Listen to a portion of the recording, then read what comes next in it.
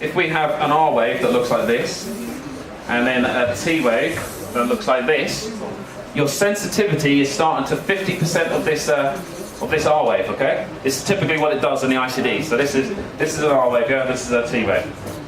And it does this. So it can do that, okay? Yeah. And now we have T-wave oversensing. Yeah. If we have T-wave oversensing in ICD, we might get inappropriate shocks, okay? Yeah. So that can happen. We have programmability of this number. So decay delay, so we can do this, and then do this, okay? We also, in our ICDs, we have a filter that makes the T-waves, so it's part of the bandpass filter and it's normally on, which actually makes T-waves not look like this, it makes them look like this. So we have something called low frequency attenuation filter, LFA. So it's a low frequency blocker. So it blocks low frequency. You don't see it. So you don't see T-wave oversensing on our contemporary ICDs in sensing mode. I can't remember the last time I saw one. It's rare, extraordinarily rare. Yeah, we don't see it. You're okay with that? It's pretty heavy. I told you it's heavy. Okay, we'll move past the sensibility programming. So lots of programming will do. Normally you're not programming this, okay? Normally you don't program this. You only need to be programming all of these different functions, decay delay, threshold start, sensor factory, if we have problems, okay? So it's rare. The out-of-the-box setting works perfectly, okay? So I said I'd also talk about differential sensing. So differential sensing is basically how a device senses, okay? It's basically how it creates the signal of 9 millivolts. So I might need that I need that again, sorry. It's easier. I've just given this, you're doing an implant and you put the pacemaker lead in and it goes 9 millivolts, 4, 6, 5, 9, 4, and the technologist, the person from Abbott, whoever is saying, oh, it's 9, it's 3. And normally you see it on the atrial lead, more often than the atrial lead. That's 3, yeah, it's 1. It's going somewhere between 3 and 1. What do you do, right? You might, okay, do I accept this, do I not? Right, so when differential sensing just does this, so here's our pacemaker lead, okay? There's the lead tip, there's the ring electrode, okay? When signals, when a wavefront comes at the lead like this, okay, like this here, so it's end on the lead, so it's running directly at the lead. The way the device measures the signal amplitude is it measures the signal amplitude when it passes here, okay? So when the waveform hits here, it measures the signal. So let's say the signal here is 3, and then it measures at that same time the signal here. So what size is the signal instantaneously when it's here? It's not got here yet. It's not even got here yet. It's only here. So it's 0, right? So because nothing's come past that electrode yet. So the P wave in this situation is 3. It's the difference between this and this, yeah? Okay? Yeah? So atrial leads move like this, don't they? Like a windscreen wiper, yeah? They go like this, like this, like this, okay? So now let's say the lead has pivoted, and now the waveform, the depolarization wavefront, is coming at it like maybe this, maybe here. This is the extreme. Now it's coming like this, okay? And it's obviously spreading out from each side, yeah? So when it hits this electrode, it measures the size of it. So maybe it's 3 again, and it hits this at round about the same time. So maybe this is 2.5. So now the P wave is 0.5, okay? It's the difference between this and this. So it's just the lead doing this. Right? A wavefront's hitting the lead at different angles, okay? The wavefront hitting those electrodes at different angles. This is what differential sensing. This is how all pacemaker leads are. All sensing creates that signal amplitude. It's usually more stable on the ventricular lead because it's not going like this here. Well, if it is doing that, you probably want to change it, right? Yeah. So, but the atrial lead does this and moves like this and moves like this. So it can be wavefronts can be hitting it at different angles at different when it's pivoting. Okay. So, it's windscreen wiper effect. Okay. measure here the difference or the average? This is it's the difference, the instantaneous difference. Yeah. So when it hits this, it's 3. If it hits here, if this is 3 and this is 3, your P wave is 0. Okay. I mean, that doesn't happen.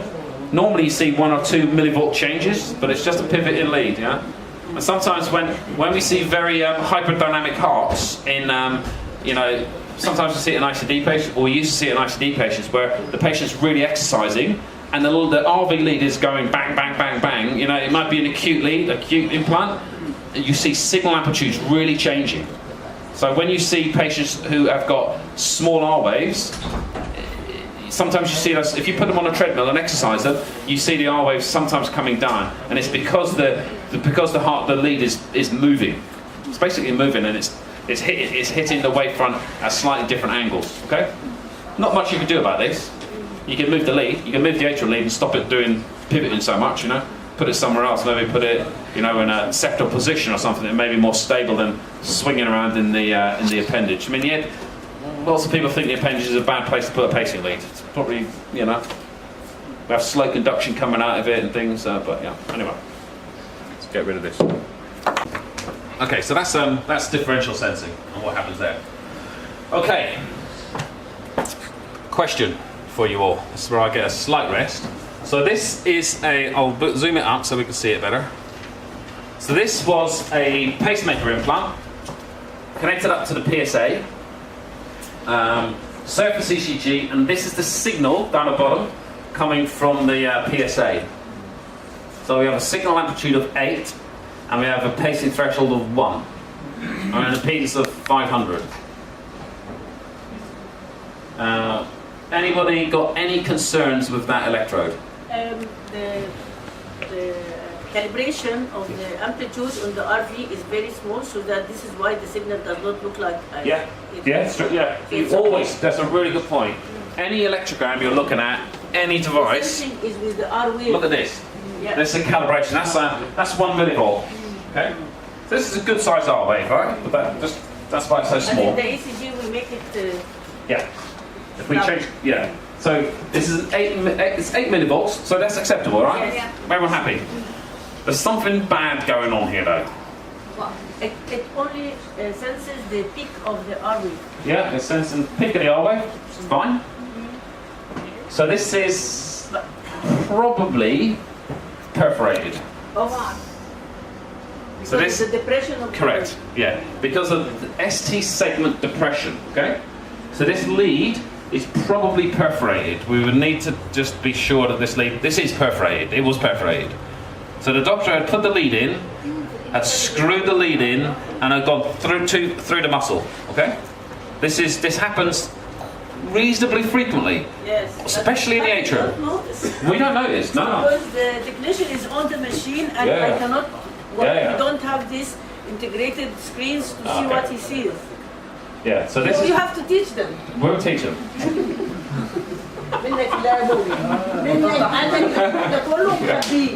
He's going to leave. Yeah. So if you have ST segment depression, so this is an intracardiac electrogram coming from the tip of the lead. If it is low,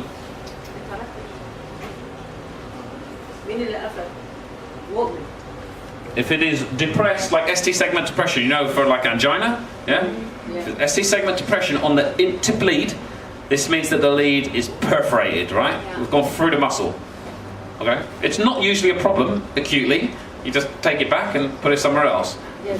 Can happen. You can see ST segment depression on the atrial lead as well. It's more common to perforate your atrial lead because it's thin, right? It's very thin, especially in little old ladies who take steroids. Okay, they have very thin atrial walls. I mean, if you open them up and you look, you can see through the atrium sometimes. It's that thin, right? So we do perforate reasonably frequently. Normally, we don't have a negative clinical outcome, okay?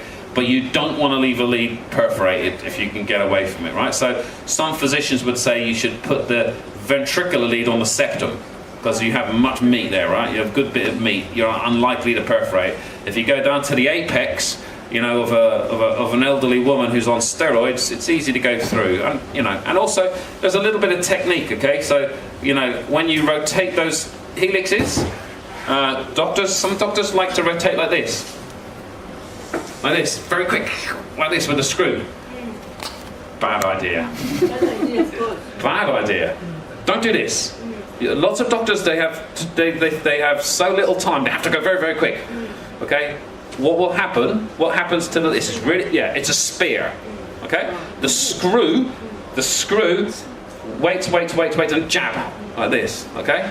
And what that does, usually what that does, is it doesn't bite into the muscle. Okay? So if you've ever opened up a bottle of wine with a corkscrew, you slowly screw the corkscrew in. You don't get the corkscrew and stab it, right? Because that doesn't work. It doesn't go in, right? You have to gradually bite it in. The helix on our leads has a cut on it, like a scalpel. Okay? There is a scalpel cut on it, so it will cut into the muscle. Okay?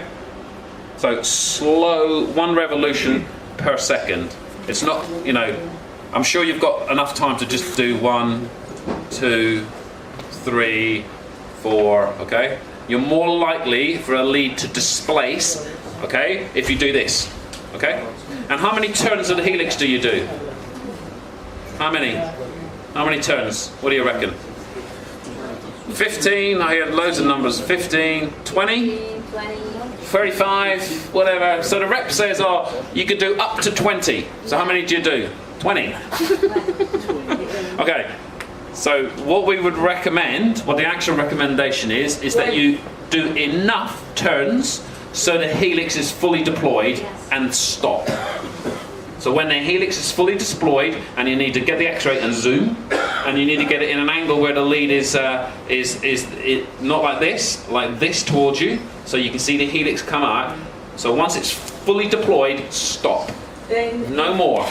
In Boston, they used to tell us that going between one turn and turn should be very slowly. Yeah. And this is in their leads only. Yeah.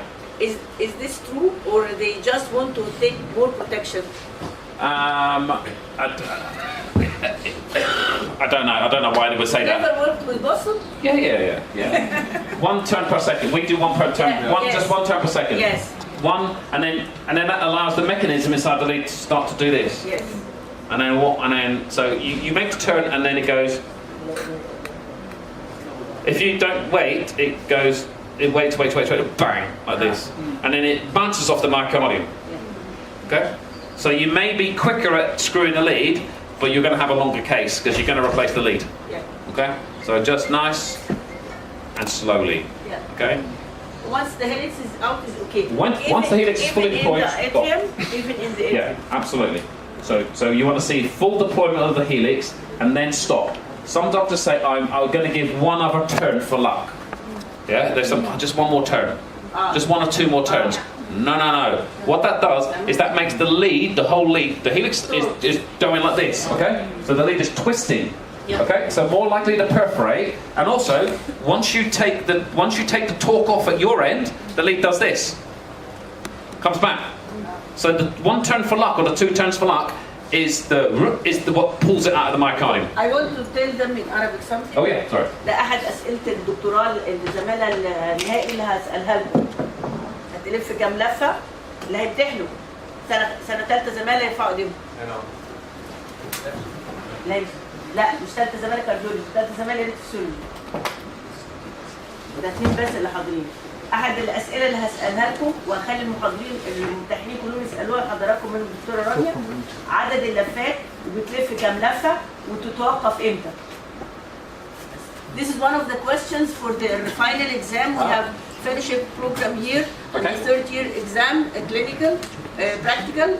We ended, they all passed the written one, MCQ based computerized exam. And it is in electrophysiology and in pacing. And they have their final practical in the cath lab, implantation and kiddo. That will be in December. So I'm giving one of the questions. You just told them a question. Excellent. One question, please. Yes. How do I know that the helix is completely deployed? How many turns do I need to see? هو لسه قايل له.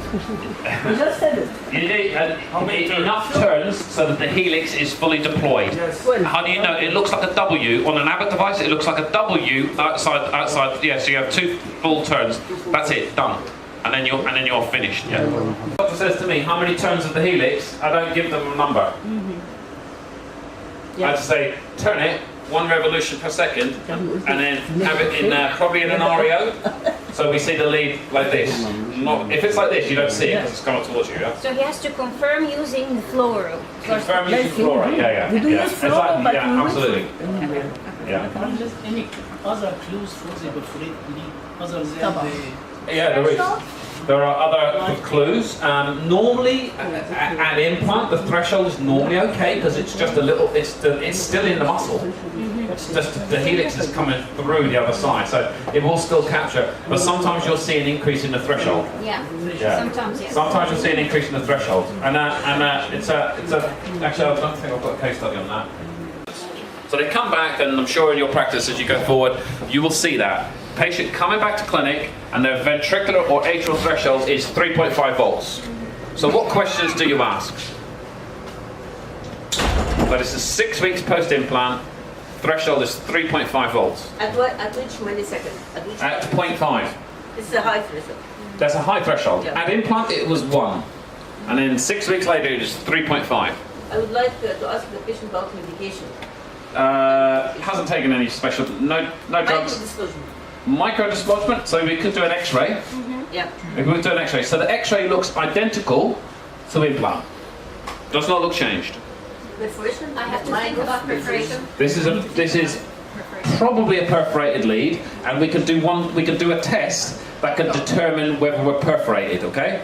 So there is a test that we can run. Bipolar versus bipolar. That's the one. Bipolar versus unipolar, okay? So if you have a high threshold, and you suspect, if 6 weeks after implant you have a high threshold, and the lead doesn't look like it's moved, okay, you suspect perforated lead. Sometimes people talk about a micro displacement. I'm not sure I think it's almost always perforated, right? Yeah. So it's gone through the muscle. So when you're in bipolar, you have a high threshold, 3.5 volts. When you go unipolar, you get no capture or a big jump in threshold. So maybe it goes to 3.5 to 6. Okay, this is abnormal. This means that the lead tip is not in the muscle. So how did you get 3.5? How did it be captured then? If it's not in muscle, it's via the anode. Okay, remember anode stimulation. So we're pacing at the tip and coming back to the ring electrode. The ring electrode is still touching muscle. We put the voltage up. We start to capture that ring electrode.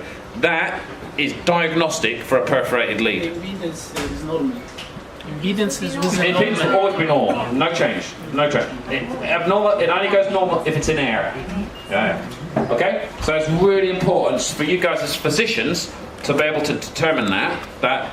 So when someone says, "Oh, I have a high threshold," what might you do? You might go, "Okay, let's bring them back to the lab. We'll move the lead. We'll put it somewhere else." Right? It's perforated. If that's maybe 6 months after implant and you pull it, you're pulling it out of a hole. And that hole will remain, I would imagine. Okay, depends how long it's been. And then you put the lead on a septum. So you just put it in a different position, and then what happens? Worst case scenario, it starts to bleed out of that hole. Okay, so I had this with a physician in Oxford maybe a year and a half ago. So the technologist at the hospital had told him that the lead had micro displaced because the threshold was 3.5 volts. And it didn't look like it moved on X-ray. So the consultant believed the technologist, brought the patient into the lab, and this is a 9 French pacing lead, and the doctor was going to pull the lead out. So he's getting the patient ready. I was coming in for the case. I said, "Let me just check this." We had a differential threshold, so unipolar was not capturing, and I was like, "Stop. Just stop. Don't make a cut on the patient, because if he pulls that lead, he's got a 9 French hole there. That's been through for maybe 6 months. That will have scarred, that will be patent." So he took the patient off the table, and then he ended up doing the procedure at a later date under surgical cover. Just, So it's really important, because sometimes people tell you that it's micro displaced, And then who gets the blame? Who got it wrong? It wasn't you, right? You just accepted what you were told and you pulled the lead out. But so then the tamponade and the patient's sick, that's the doctor's fault. Actually it isn't. It's whoever told the doctor the wrong information, okay? So it's important that you guys understand that so you can kind of protect yourself and your patients a little bit, okay? Because it's a common misconception. It's a so I don't like the word micro displacement because it sometimes causes doctors to pull leads out of holes. And then once that leads out, then it's like, maybe trouble. Usually doesn't end up in trouble, but it can. If it's fresh one day, it's probably okay. If it's 9 months, there's a scar there. The hole might be patent, okay? Okay. What are we doing? Sensing, yeah. Sorry, I keep forgetting what I'm doing. This is a LV electrode. So I'll zoom in. This is an LV electrode at implant. So we've put the LV lead into the myocardium, and the signal is 25 millivolts. Yeah, that's great, yeah? Love 25. Yeah? Threshold is 1.5 volts. On the LV lead? Okay, on the CRT lead, yeah, that's good, okay? There is no injury current, yeah? Look at the signal down the bottom. There's no injury current, right? I'm trying to drag it up, okay? No injury current, yeah? That's because it's not in the muscle, right? It's lying on top of it. It's in the vein, right? Okay? So you shouldn't get injury current on the LV lead. Shouldn't. I mean, if you do, it's kind of odd, right? But sometimes you see it, and I'm not entirely sure why you do. But you shouldn't be seeing it because you're not going into the muscle, okay? So, anybody not accept this measurement? The upstroke of the signal. Yeah. It's a very gradual. There's a delta wave there. Yeah. So this is the wavefront coming from the. This is the wavefronts, far field wavefronts coming. That's all that is. So this is a measurement called the QLV measurement. Okay. So it's the Q wave on the ECG, and I am being generous here. That's not actually on the Q wave. It's early. So that's a Q wave to the peak signal on the left ventricular lead, okay? Yeah, so this is the left heart lead in a patient with left bundle. And the QLV measurement is 55 milliseconds. You mean that the RV, this is a late activation of the left ventricle with this measure, 55? Yeah. So this means that this is a good position. This is early. So if you look at the caliper, where the caliper lands at the beginning of the R wave. Okay. So in left bundle, think of left bundle. The first thing that activates is the RV and the septum, and then it moves across to the left ventricle. So you want your left ventricular lead to be late. You want this signal to be here. Okay. And it's probably, some people would argue that it's the most important measurement that you take in a CRT. Okay? Never measured. Never measured. But it's you should teach them. Not us. He is the one on the analyzer. I know if you put the they know the information and they don't apply it. Yeah. Make it complete. I'll do it. Done. لا فعلا. Already done. So this is not good. We were doing it yesterday. We were doing it yesterday. They don't apply. So this is the QLV measurement, okay? So this is an early measurement. So the vein is not a suitable size. The vein might be suitable. We might just need to go to another electrode on the LV lead. So this is a quadrupolar lead. So this is a quadrupolar lead. So this might be the measurement at the tip of the LV electrode. Yes. Let's go to number 3 or number 4, and then it will usually move a little bit later. Okay. So this is a key measurement that we should be considering in CRT implants. Okay. If it's early like this, because what are we trying to do with CRT? We are trying to resynchronize this part and this part. Okay? We're trying to squeeze them together, right? We're trying to squeeze CRT. All CRT is a therapy for left bundle branch block, right? That's all it is. It's not complicated. You're just treating left bundle, right? Yeah? Would we agree? That's what you treat. You treat left bundle. It's an electrical therapy, right? You know, the guys have heart failure, but you're treating the left bundle. That's it. We sometimes complicate it. It's like, oh no, we're just making left bundle not left bundle anymore, right? We're just trying to make it normal, right? Okay? Because you should only put CRTs into people with a left bundle, proper left bundle, okay? So it's a therapy for left bundle in heart failure patients, okay? So if we don't capture that side, we're probably not going to get a response, or not as good a response as we can get, okay? Yeah? Okay. Usually you measure the delay between the RV and LV. Correct. Yeah, we do that when we get on the program, and we do that. But we like to. It's nice to have this from the PSA. Okay. Cut the catheter, and then I say, "Oh, the QLV's bad. Can you move the lead?" You will probably throw the scalpel at me. Yeah, of course. Oh, the scalpel's in my head, right? Okay. But if I tell you at this point on the PSA, I say, "This is not good measurement. Can we move the lead?" You'll move the lead, right? You probably move the lead, right? If you have a vein, okay. So this is a good QLV, okay? Yeah. This is a nice QLV. Try to move the wall today. Here, and it's in the final third, right? We don't have to worry about the number so much. It's in the final third of the QRS. That's what we want, okay? This patient, if we get everything else right, will respond well to CRT therapy, okay? Has a good chance of responding well to CRT therapy. So the guys at Mass General in Boston, big centre that does a lot of CRT, they stood up at HRS 2 years ago. I can't remember the lady's name. She stood up and she said, the most important measurement that you take at a CRT implant is that. This is Mass General, right? They publish a lot, right? They've published a lot on QLV. It's one of the strongest, probably one of the strongest predictors of response to CRT. Okay? Okay. If it's at the beginning, it's rubbish. If it's in the final third, they'll do pretty well. They should do well if you do some other stuff well as well. Okay. Excellent. Okay. So, don't worry about the question. We'll just zoom in on the example. So this is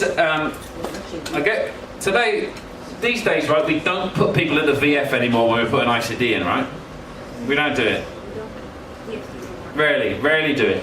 But this is an induction from the olden days when we used to do VF inductions. So this is an R wave, and this is a signal coming from between the coil and the can. Okay, it's a far field signal. This is us inducing using direct current. So we get like a 9-volt battery in the device and we connect it to the leads. And that's many years ago, back in 95, when we couldn't induce people, like ICD patients, we used to get a 9-volt battery, you know, like the square batteries, and just put it on the end of the pacing lead. That was a long time ago. So we have, because I'm the old age, senior. Yeah. We had a pacing system analyzer for ICD, which was called external ICD, like the one you have for pacemaker. Yeah. And we used to have to connect the lead to this pacing system analyzer, and we can deliver the shock on the this one. This is the shock on the T wave, or we do burst V pacing or extra stimulation through this analyzer, analyzer, and. That was the electronics machine, the Vectretex. Vectretex? Yeah. Vectretex, the big system, yeah. There. And then through the machine, I program the shocks, the voltage, the energy, starting by like 10, 20, and going to maximum. Not through the device. They are lucky to see this through the machine. We saw it through the external. I remember. Yeah, the Vectretex, the big Vectretex system. You were in high school that time. I just used lots of moisturiser. We have no sun in England, right? In Ireland, it's like we don't get sunburn. Anyway, so this is an induction of a patient into ventricular fibrillation, and one of the things we look for, and you might see this on a spontaneous episode. Right? So we have patient is in. What rhythm is this? VF. This is VF, right? So we've got VF, and these things here, these little sticks, this is when the device is sensing, okay? So one of the things we want to check when we see a tachycardia, ventricular fibrillation, VT from an ICD, we want to make sure the device senses it okay, yeah? So have a look at the sticks. Is there any problems? There's a problem here. Look, this didn't get seen. This didn't get seen, this didn't get seen. All of this didn't get seen, these didn't get seen, and some here didn't get seen. So this is a little bit of undersensing in an ICD, okay? It's okay. This is normal. We fully expect this. This is not anything to get excited about and do make any changes. And the reason why under sensing. So remember when I drew the automatic sensitivity, it sees the signal and it goes to 50% of the signal. So look at this big signal here. So it's gone up here and then it declines down. So it misses the first few, right? It's normal, okay? This is a normal part of defibrillators, which is why some of the detection schemes and devices have a little bit of leeway, okay? We can cope with some undersensing, okay? So this is normal. So if you see undersensing in an ICD, you need to look before the undersensing, okay? Yeah? Because it's the signal before the undersensing that probably created it. Like, for instance, look at all the examples where there's undersensing. It's always preceded by a big signal, yeah? Which puts the sensitivity up and then it brings it down, okay? Okay? So, like this signal did not get sensed. That's a big, look at the size of that signal, Yeah. but where's the small signal that did get sensed? This one is tiny. So this is smaller than this. That big one only got undersensed because of the automatic sensitivity algorithm. It's normal, it's what we expect, okay? We don't need to worry too much about that, or worry at all about that. That is a normal function. Okay, this is really tricky. This is really tricky. So, ventricular lead, atrial markers, ventricular markers, and the device is going A pace, V pace, A pace, V pace, A pace, V pace. This is the atrial electrogram here, running along the bottom. Okay? What rhythm do you think you've got? AF, yeah? This is the atrial cap. Got atrial fibrillation, yeah? Any problems with the device?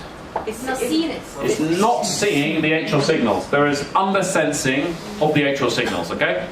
So the atrial sensitivity here is set at 1.5 millivolts. So what do you want to do with that number?